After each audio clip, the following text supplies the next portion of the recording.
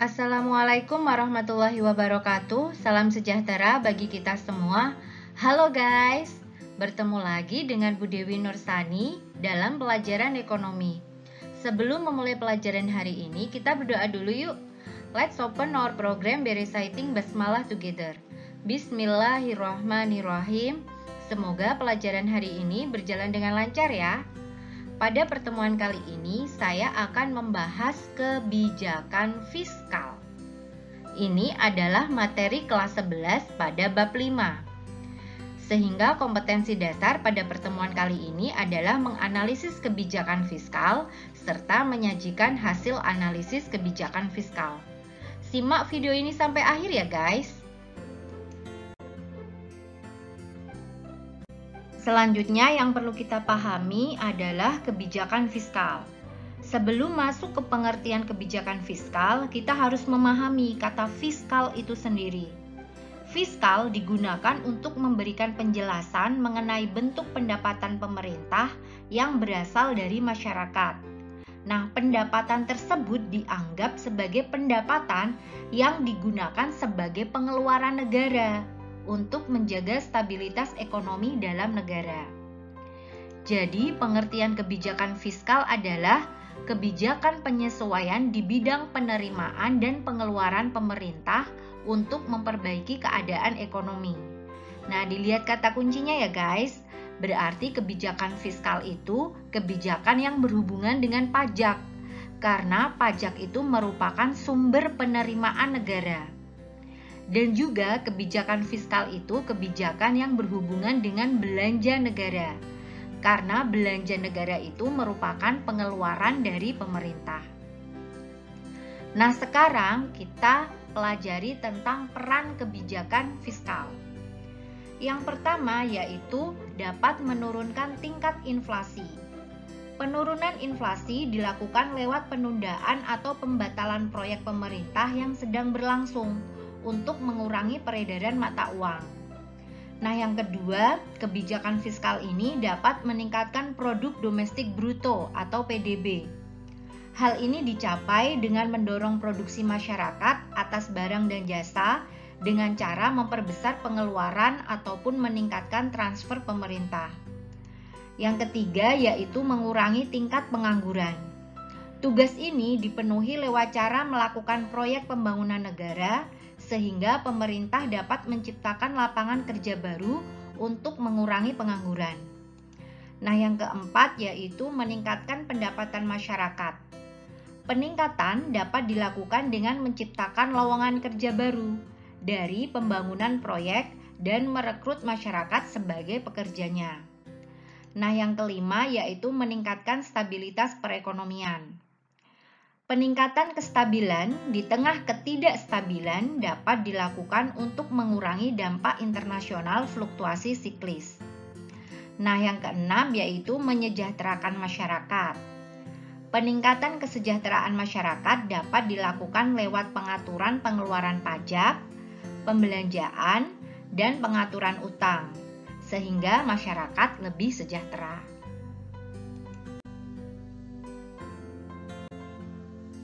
Fungsi kebijakan fiskal diatur dalam Undang-Undang Nomor 17 Tahun 2003 Pasal 3 Ayat 4, yaitu tentang keuangan negara.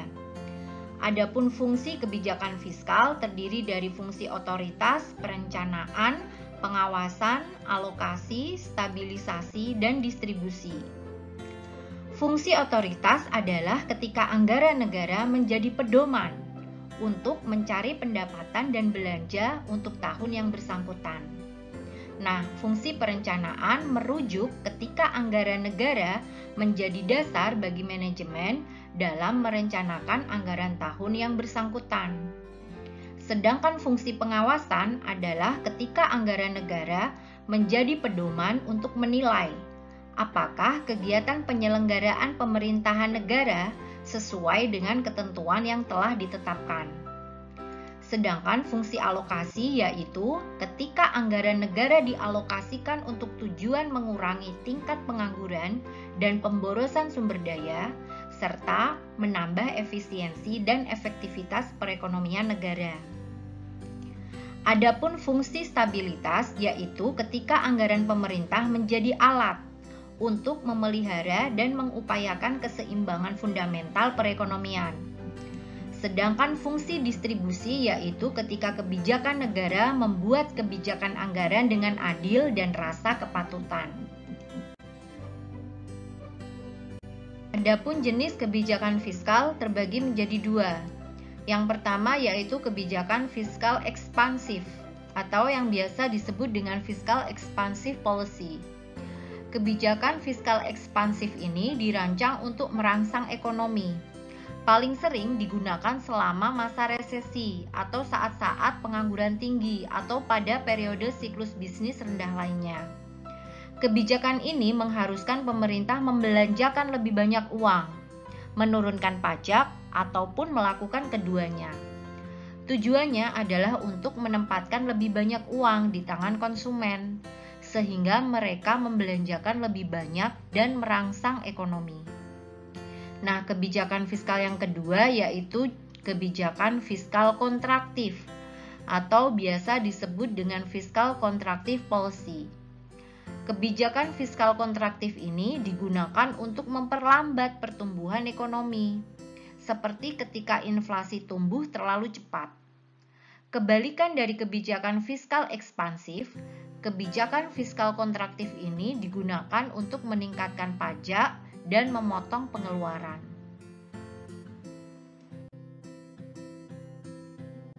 Pada dasarnya, kebijakan fiskal itu terbagi menjadi dua macam ya guys, yaitu menurut teori dan menurut jumlah penerimaan dan pengeluarannya.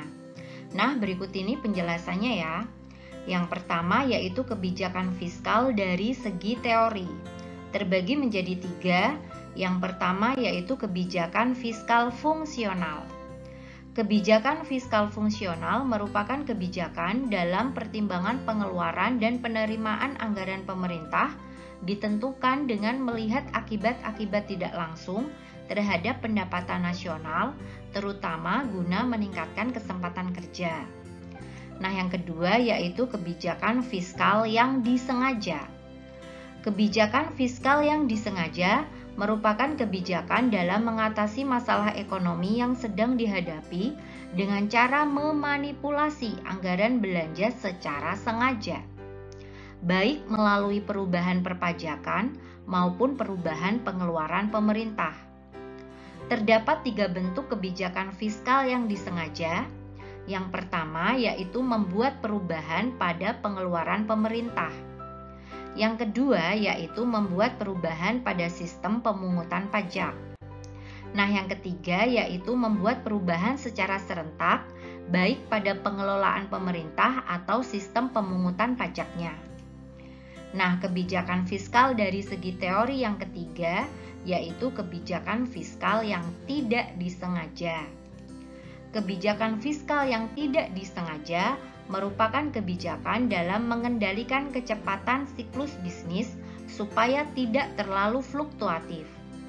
Jenis kebijakan fiskal tidak disengaja ini adalah proposal, pajak progresif, kebijakan harga minimum, dan asuransi pengangguran. Yang kedua yaitu kebijakan fiskal dari jumlah penerimaan dan pengeluaran. Terbagi menjadi 4. Yang pertama yaitu kebijakan fiskal seimbang. Kebijakan fiskal seimbang merupakan kebijakan yang membuat penerimaan dan pengeluaran menjadi sama jumlahnya. Ada dampak positif dan negatif dari kebijakan fiskal yang satu ini. Positifnya, negara menjadi tidak perlu meminjam sejumlah dana, baik dari dalam negeri maupun luar negeri. Negatifnya, kondisi perekonomian akan terpuruk bila ekonomi negara dalam kondisi yang tidak menguntungkan. Nah, yang kedua yaitu kebijakan fiskal surplus. Pada kebijakan ini, jumlah pendapatan harus lebih tinggi dibandingkan pengeluaran. Kebijakan ini merupakan cara untuk menghindari inflasi. Yang ketiga yaitu kebijakan fiskal defisit. Kebijakan fiskal defisit merupakan kebijakan yang berlawanan dengan kebijakan surplus. Salah satu kelebihan dari kebijakan ini adalah mengatasi kelesuan dan depresi pertumbuhan perekonomian. Sedangkan kekurangannya, negara selalu dalam keadaan yang defisit. Nah, yang keempat yaitu kebijakan fiskal dinamis. Kegunaan kebijakan ini adalah menyediakan pendapatan yang bisa digunakan untuk memenuhi kebutuhan pemerintah yang bertambah seiring berjalannya waktu. Selain macam-macam kebijakan fiskal tadi, kebijakan fiskal juga memiliki beberapa instrumen. Yang pertama yaitu pajak. Nah, pajak bisa disebut sebagai instrumen yang paling efektif dalam kebijakan fiskal. Untuk meningkatkan pembangunan negara, pemerintah bisa mengatur penerimaan negara dalam bentuk pajak, yaitu dengan cara menaikkan pajak dengan tujuan pembatasan konsumsi. Kemudian pemberian subsidi kepada masyarakat agar ketimpangan ekonomi berkurang, serta menurunkan pajak dengan tujuan meningkatkan daya beli masyarakat. Instrumen yang kedua yaitu belanja negara. Sudah menjadi tanggung jawab negara untuk membangun infrastruktur yang memadai agar pembangunan ekonomi bisa cepat tercapai. Maka peranan belanja negara sebagai instrumen kebijakan fiskal adalah menaikkan belanja negara dengan tujuan meningkatkan pembangunan infrastruktur, sehingga dapat membuka lapangan pekerjaan dan meningkatkan pendapatan masyarakat. Selain itu, menurunkan belanja negara pun bisa berperan untuk mengatasi inflasi dan mengurangi daya beli masyarakat, agar harga barang di pasar bisa terkendali dan stabil. Nah, sekarang mari kita amati penerapan instrumen kebijakan fiskal baik ketika terjadi inflasi maupun ketika terjadi deflasi ya. Nah, kita mulai dari yang inflasi dulu. Ketika terjadi inflasi, maka pemerintah dapat menerapkan kebijakan fiskal berupa fiskal kontraktif policy atau kebijakan untuk memperlambat pertumbuhan ekonomi. Nah, instrumen yang pertama yaitu tadi adalah pajak. Ketika terjadi inflasi, pemerintah dapat menaikkan tarif pajak. Dengan menaikkan tarif pajak dapat menyebabkan penurunan jumlah uang yang beredar, karena dapat mengurangi jumlah pendapatan yang diterima oleh masyarakat, serta dapat menaikkan biaya yang harus dibayar masyarakat kepada pemerintah, sehingga pada akhirnya dapat mengurangi konsumsi masyarakat dan mengurangi jumlah uang yang beredar di masyarakat. Instrumen yang kedua yaitu belanja negara. Untuk mengurangi jumlah uang yang beredar di masyarakat, pemerintah dapat mengurangi belanja-belanja, seperti misalnya mengurangi rencana kunjungan atau menunda pengadaan mobil atau menunda pengadaan rumah dinas dan lain sebagainya. Nah, sekarang kita pindah ke deflasi ya. Ketika terjadi deflasi, maka pemerintah dapat menetapkan kebijakan fiskal berupa fiskal expansive policy, yaitu kebijakan untuk merangsang ekonomi. Nah, instrumen yang pertama yaitu pajak, maka pemerintah dapat melakukan penurunan pajak ketika terjadi deflasi. Sehingga ketika pajak diturunkan, maka daya beli masyarakat akan meningkat. Nah, instrumen yang kedua yaitu belanja negara. Ketika terjadi deflasi, pemerintah dapat menaikkan pengeluaran belanja. Nah, misalnya seperti pengadaan infrastruktur ataupun pengadaan yang lainnya. Dengan belanja negara yang semakin bertambah, diasumsikan kesempatan kerja semakin terbuka lebar, sehingga pendapatan masyarakat akan bertambah. Hal ini akan merangsang pertumbuhan ekonomi. Nah, selanjutnya, baik ketika terjadi inflasi maupun deflasi, kebijakan yang dilakukan bisa menggunakan kebijakan anggaran yang seimbang, yaitu kebijakan pemerintah dalam menyeimbangkan jumlah pendapatan dan belanja negara yang sama. Guys, kalian kemarin sudah mempelajari tentang kebijakan moneter kan? Nah, sekarang coba kita bandingkan antara kebijakan moneter dengan kebijakan fiskal yang baru saja kita pelajari ya. Nah, perhatikan tabel yang ada di layar ini. Jika dilihat dari sisi pengertian, maka kebijakan fiskal adalah kebijakan yang dikeluarkan pemerintah sebagai penerimaan dan pengeluaran pajak untuk mempengaruhi ekonomi sebuah negara. Sedangkan kalau kebijakan moneter adalah sebuah kebijakan yang digunakan oleh bank sentral untuk mengatur jumlah uang beredar dalam pasar. Nah, sekarang dari sisi pelaksanaan. Siapa yang melaksanakan kebijakan fiskal? Yang melaksanakan kebijakan fiskal adalah Kementerian Keuangan. Sedangkan yang melaksanakan kebijakan moneter adalah Bank Indonesia. Nah, dari sisi sifatnya sekarang. Kebijakan fiskal itu bisa berubah setiap tahunnya. Sedangkan perubahan dalam kebijakan moneter itu tergantung pada status ekonomi suatu bangsa. Nah, sekarang kebijakan fiskal itu berhubungan dengan pendapatan dan pengeluaran negara. Sedangkan kebijakan moneter itu berhubungan dengan bank dan kontrol kredit. Nah, sekarang kita ke fokus nih. Kebijakan fiskal itu berfokus pada pertumbuhan ekonomi. Sedangkan kebijakan moneter itu fokusnya adalah stabilitas ekonomi. Nah, kalau dilihat dari instrumen kebijakannya, kebijakan fiskal instrumennya adalah tarif pajak dan pengeluaran pemerintah. Sedangkan kebijakan moneter itu instrumennya lebih ke suku bunga dan rasio kredit. Nah, sekarang pengaruh politiknya. Kalau kebijakan fiskal jelas ya, dia sangat berpengaruh dalam dunia politik. Sedangkan kebijakan moneter itu tidak berpengaruh dalam dunia politik.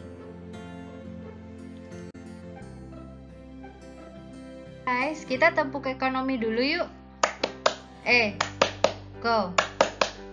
Ekonomi.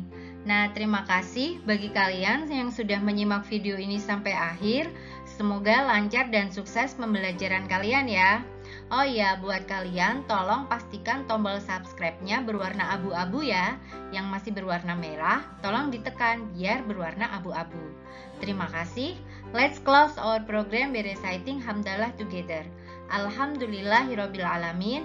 Wassalamualaikum warahmatullahi wabarakatuh. Salam equilibrium.